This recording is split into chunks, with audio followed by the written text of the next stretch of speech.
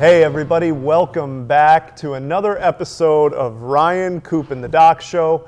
I'm Ryan Corey, here with my two buddies, Arizona legend, Bruce Cooper, dental clinic legend, Dr. Ken Snyder. And I hope you're all having some happy holidays. And gentlemen, I hope you guys have your trees up. I do. My wife would not allow me to continue without having the tree up. And let me ask you this. I know we got jackets on, but it's like 80 degrees out there. What are we doing? Are we doing real trees or are we doing artificial trees in our house? Doc, what do you got?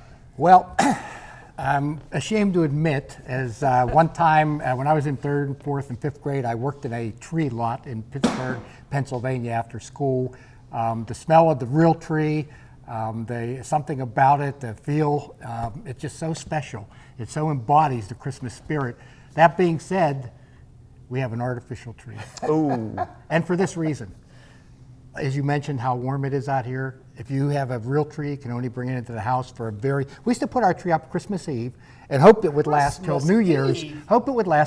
And that's back in Pennsylvania in the winter, a live tree. That's the lifespan of a live tree. Dude, we used to do real live trees, but heck, ours would go up shortly thereafter Thanksgiving, and they come down shortly after Christmas. Ours weren't up till the new year. Now that we don't have any young kids anymore, we go with the artificial tree, and I love the artificial tree. You know why? Because it's easy to put up, easy to take down. I don't have to worry about discarding the real tree like you used to have to do. And so I'm all about the artificial tree. We're 3 for 3 on this esteemed panel, all artificial trees. And the only thing I don't like about it, everything's better. It's easy to put up, you don't have to dispose of it, but you gotta store it. And that is not, I'm up there on a ladder and I'm trying to lift this box. It's none of it's good. But the kids, we can have a nice big 8-foot Christmas tree every single year, and the lights are already pre-lit. I don't got to worry about it. So 3 for 3, artificial trees, not suffering 80-degree heat here. All right. We have a special guest here with us this afternoon, a very special guest. And she's not only here with us this afternoon, she's been with us here for 20 years at the St. Vincent de Paul Dental Clinic. And sometimes she even works.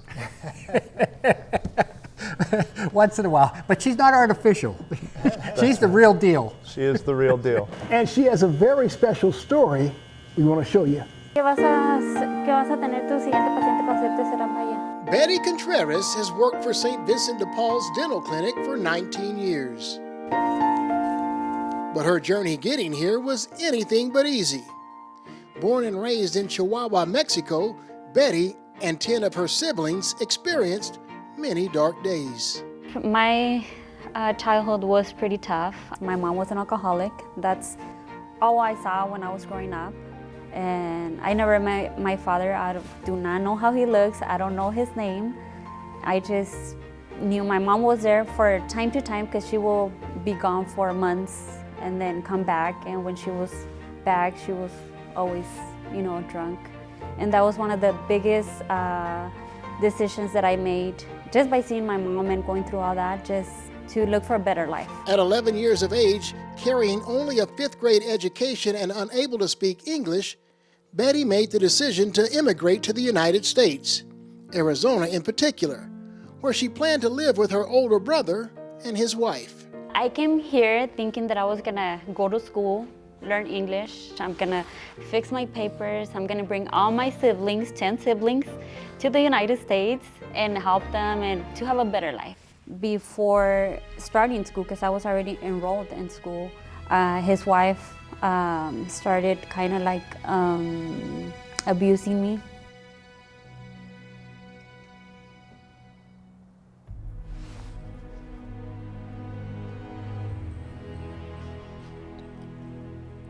I was only 11 years old, and she used to hit me a lot and lock me in a closet. I used to sleep in the closet.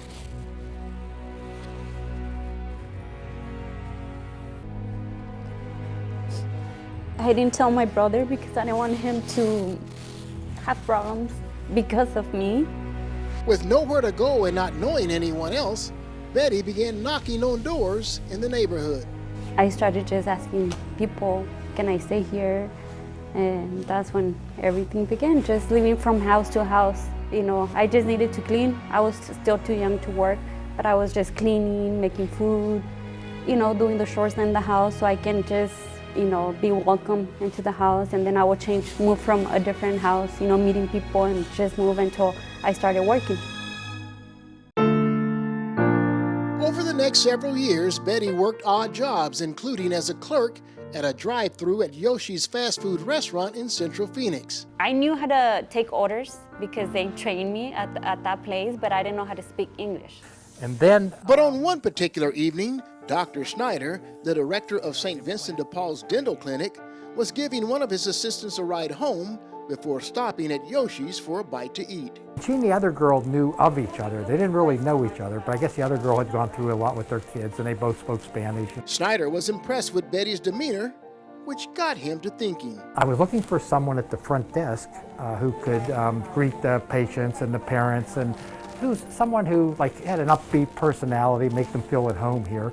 Because in those days, a lot of people didn't feel at home giving their name or address or phone numbers, on medical history. A lot of them were undocumented. They didn't feel safe doing it. Betty was asked if she would be interested in interviewing for a position at St. Vincent de Paul's dental clinic. I was actually thinking that I was going to be hired as a janitor. I didn't care, I just needed a job. And my thinking was I'm going to work on nights, cleaning his offices. Instead, Dr. Snyder let her know that he was hiring her to work at the front desk. Betty turned out to be a godsend. After a few years on the job, Dr. Snyder encouraged her to get her GED. A few years later, she married and started a family. Dr. Snyder then encouraged her to take college courses toward dental school.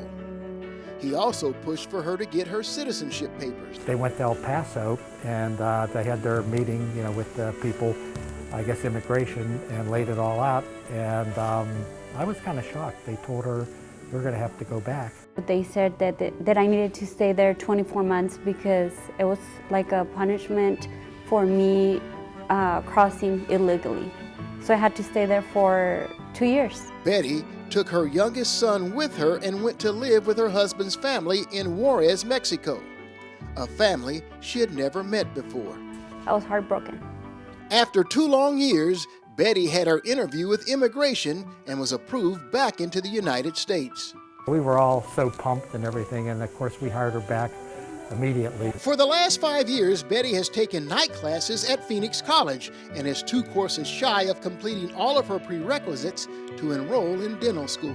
I think God puts you right where you need to be at the time you need to be there, and I think that happened with her.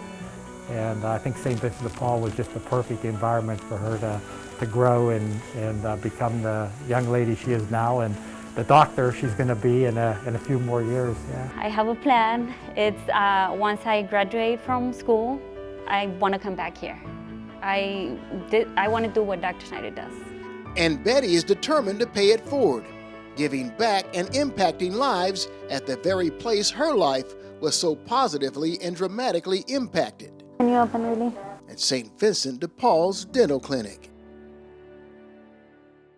And here she is live with us today, our numero uno assistant, Yes, good. Betty Contreras. Let's get ready to rumble. Yay!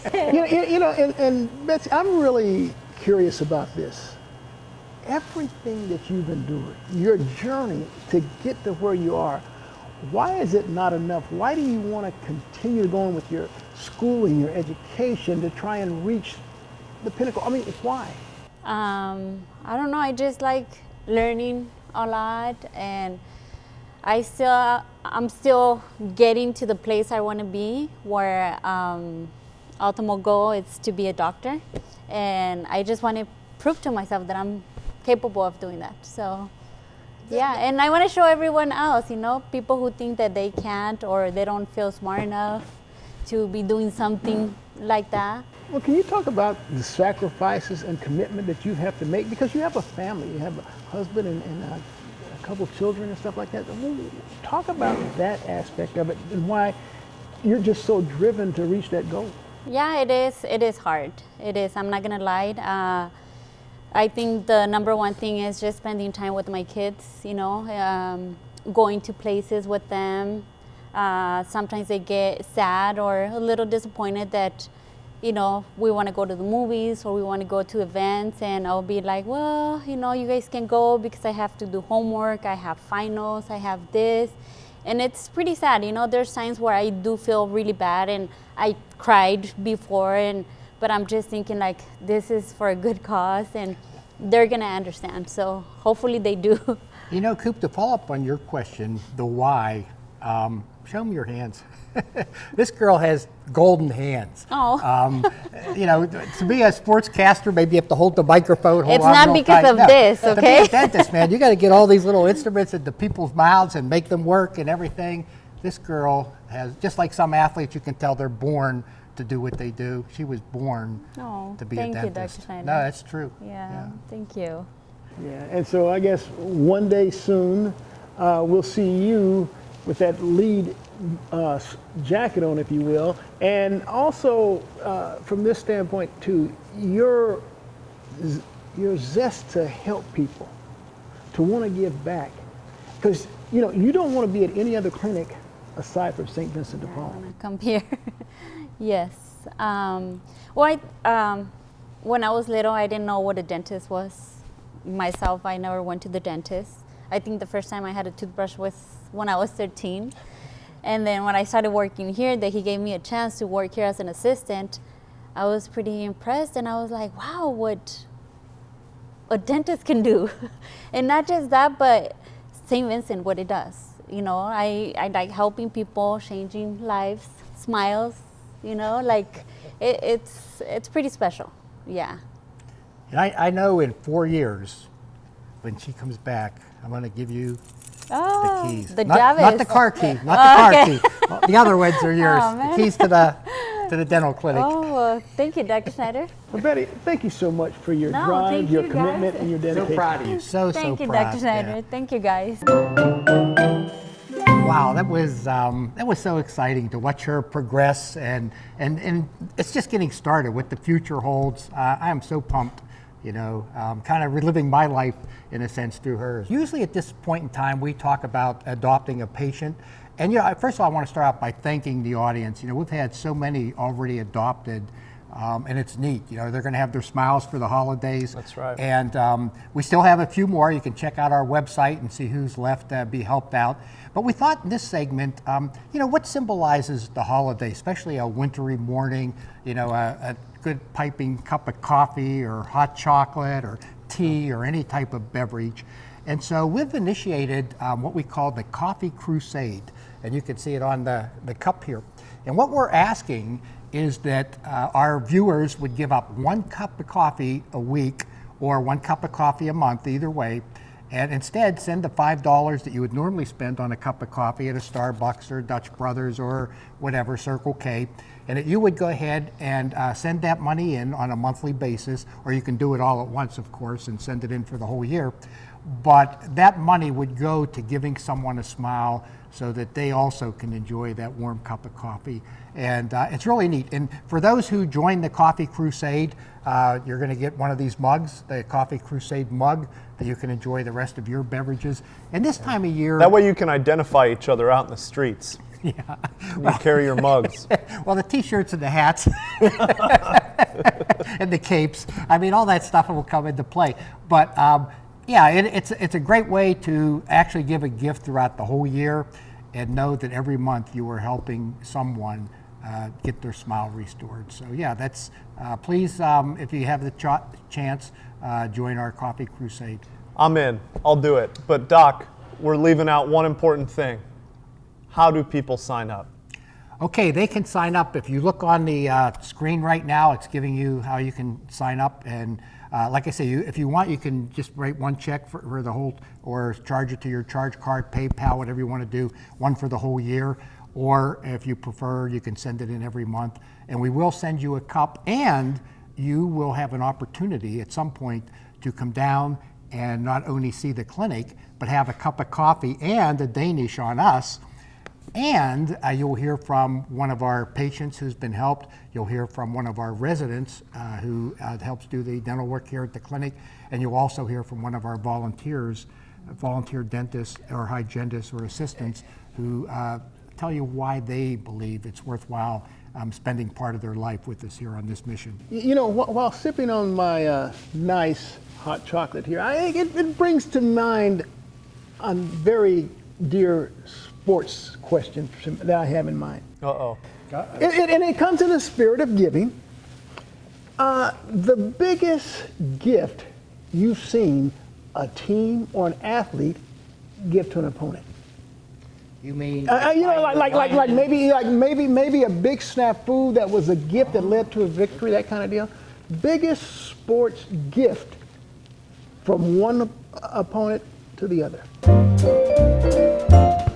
Boy, there's quite a few come to mind. One, and a lot of people were in on this gift, passing on Tom Brady. What was he drafted? Was it the 16th round or something like that? It was a 6th round. 6th round. Okay, I thought it was the 106th round. Yeah, the way they play it up. 7th round draft. Well, you know, it's funny to hear you mention Tom Brady because, see, that is my gift that I want to talk about. You know, it's the referees who gifted Brady and the Patriots a Super Bowl.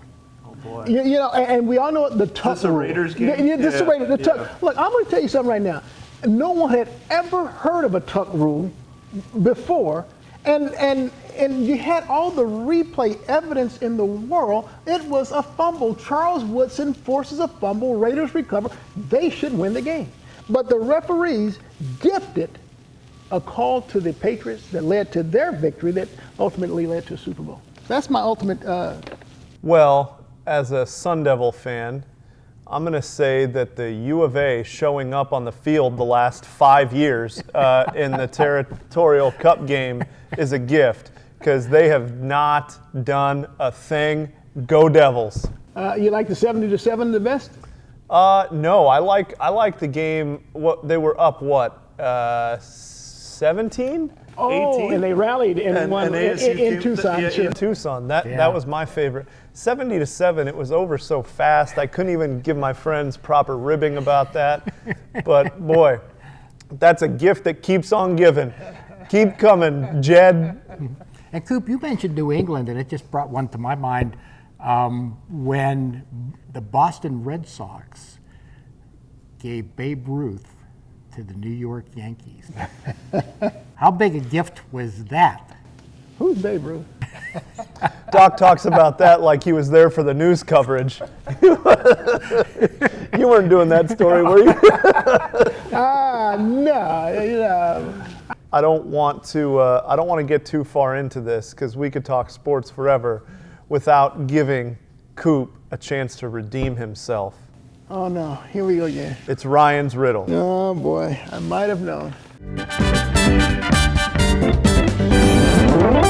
So first, we got to get into last week's riddle. No. Coop, do you remember? Grandpa went out for a walk. Yeah, about him going and getting drenched, but he didn't have a hair on his head wet. That's right. Did you get the answer? And no hat. He had no hat. No hat. Yeah. Because I gave this one to my kids when I put them to bed the other night. And they got it? They got it, Coop. Oh, my 5-year-old. No hat, no 5-year-old. umbrella. You know, see, why you gotta throw that in there, Ryan? Why you gotta throw that in there? But they didn't get the one that you got before that. So you're 1-1 against my 5-year-old. Okay. This is the rubber match right here. Grandpa went out for a walk and it started to rain. He didn't bring an umbrella or a hat. His clothes got soaked, but not a hair on his head was wet. Why? Doc, take off your hat. Grandpa's bald! Oh boy. Oh, Coop. We should have had a drum roll for that, at least. That's not even, oh, jeez. That's a good riddle. Okay, Coop, you're going to get this one. I know it. What tastes better than it smells? Less filling, tastes best. Great. No, wait. Now say that again. What tastes? Better than it smells? Yes, sir. What? Tastes better than it smells? Well, what kind of sense is that? Okay, let me see. Well, there's two senses an apple in there, pie. Coop. An apple pie. It tastes better than it smells. It smells good. Did you ever smell an apple pie? Okay, think about this. That's a subjective answer, Yeah. right? That could be different for each one of us. So we need an objective, something that tastes better than it smells. And look, I know some of you out there, who knows? Maybe you're a dentist and you're dealing with this every day. Wait. Was that a clue? Was that a clue? Ah! You might be able to get this answer. See, that's Why my don't- neck of the woods. And it's in dentistry. Yeah. Why don't you email us? Help your guy Coop, rcd@svdpaz.org. Send us some info. Wait a second. I'm really upset about this one. Not the Crusade. It tastes better than it smells, and it has a ring of dentistry to it. Of course. Peppermint. You know the little stuff they get in your that they clean your teeth with. You're getting not warm. Coop needs some help or some Tylenol. Your 5-year-old better not get this one. I'm going to do it tonight. Try the 3-year-old. Hey, so while Coop's thinking about that, we're coming up to my favorite part of the show. Doc, what do you got in that mailbag? Oh. Let's see. Yeah, wow. I'm glad they deliver them without stamps this year. Dear Doc, why is it that every holiday season I seem to develop cold sores in my mouth? Basically, there's two types. One is commonly known as a cold sore, and the other is known as the canker sore. And the cold sore is generally outside the mouth. You can get it on the lip or, on the little area underneath your lip and so forth. And basically, it's the herpes virus. And so a lot of people actually have the herpes virus within themselves, but during the holiday season, other stressful times, it could be going through a divorce, whatever, your immunological system goes down and they tend to get the upper hand. Now, the one that's outside the mouth is called herpes. The ones that are generally even more painful inside the mouth are called aphthous ulcers, or these are the ones we commonly know as canker sores. And they could be on the inside the lip, on the soft tissue, on the tongue, the cheek, whatever. Basically caused by stress. But the holiday season is very common. In fact, they're one of the most stressful times of the year for most people. And so, now what can we do about it? Well, the herpes is highly contagious. If you come into the dental office and you have a herpes cold sore, we won't treat you because it's highly contagious. Just by touching it, we could transfer it to other people, get it ourselves. The aphthous ulcer, or the canker sore, it basically isn't. And so what you can do for the canker sore, that's usually the one that causes the most problem because it's inside the mouth, you try to eat, but it's important to keep your nourishment up, it's important to keep your hygiene up, keep the rest of the teeth clean. And there are some things, little topical anesthesia that you can put on. They do have some things like Kenalog and Orabase, usually you need a little prescription for that again can help it to dry up. But the main thing is, if you keep your nourishment up, get your proper sleep, try to get some exercise, do everything you can to combat the stress, and of course keep your mouth sparkling clean. You'll greatly reduce the number of canker sores or herpes ulcers that you'll get. Well, from highly contagious to highly annoying, I'm still outraged. No, I mean, seriously, this Ryan's Riddle thing is not going to allow me to sleep this weekend. It's going to bother me. I'm going to stay up at night. A canker sore. Well, I really am. I really am. I mean, for crying out loud, it tastes better than it smells. And I mean, this is driving. I'm not going to be able to sleep, people. This guy right here, he is going to cause me to actually get a canker sore, get the herpes. It's unbelievable. Unbelievable. I can't believe we just spent 7 minutes talking about herpes. But but here we are. And here's also where we are. Gentlemen, it's been a great year. It's been a great year with you guys, kicking off Ryan, Coop, and the Doc Show. Here. Here. Well, for crying out loud, I want a better clue to the riddle. I couldn't ask for two better guys to work alongside.